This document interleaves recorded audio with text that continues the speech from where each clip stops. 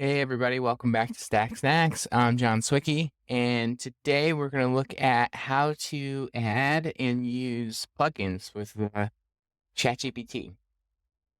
So first off, ChatGPT Plus is required to add plugins, so you've got to be on the paid tier to be able to access any plugins.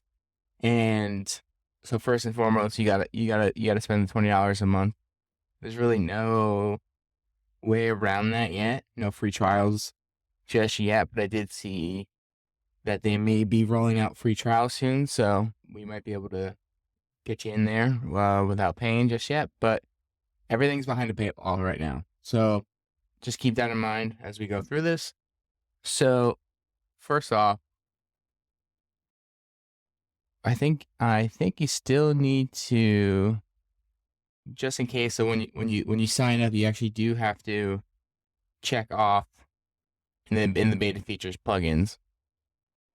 So then plugins now becomes an option when you hover over your GPT-4 settings. And then got to go down and click on the plugin store. And you've got 4 tabs here to pick from. So we got popular, new, all, and then your installed plugins. So I have to admit, discoverability is a bit of a nightmare in here. There's a lot of plugins. It's kind of hard to go through. They added search, which is nice, and they did add some kind of developer information as well. But it's definitely probably one of those things where I would try to see, I'm sure companies have announcements, and if you're looking for something specific, the search will help. But we can go to the ones that I have installed right here, just to go through some examples.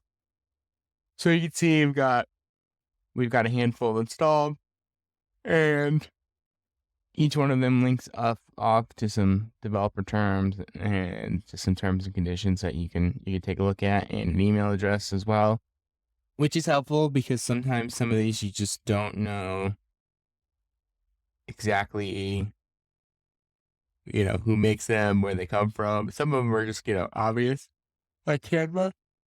But so it is nice to be able to click over and see kind of where they came from. Very easy to just, add and subtract, like just an uninstalled one right there. And yes, that's our installed one. So now let's go into here, and we can just kind of enable a couple for the chat. So I've used this Voxscript one quite a bit for YouTube videos. So let's just type in, what does this plugin do? So it's kind of cool. You can kind of get at least somewhat of an idea of some of the capabilities of the plugin, right? Because there's also not a lot of, kind of instructions that come with it. So this one you can kind of, get some website content, you get some YouTube data. Let's do a new chat. And then let's add this one too. So what does this plugin do? This plugin do? Oh, I haven't had an error in a long time. All right. Get a new chat. Apparently it doesn't like that plugin. Let's do a very obvious one, Canva. And do. So now we get to see like how to talk to the Canva plugin, and what are some of those things that we can kind of tap into.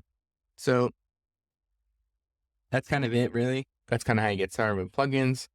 Definitely, I would recommend doing some research kind of before you go into the plugin store. Kind of hard to discover some new stuff. You can add up to 3 plugins per chat, and there's definitely some helpful ones out there, but it does take a little bit of digging as well. But yeah, if anybody has any interesting plugins that they've used or have any other questions about plugins, leave a comment, and we'll see you next time. Thanks, everybody.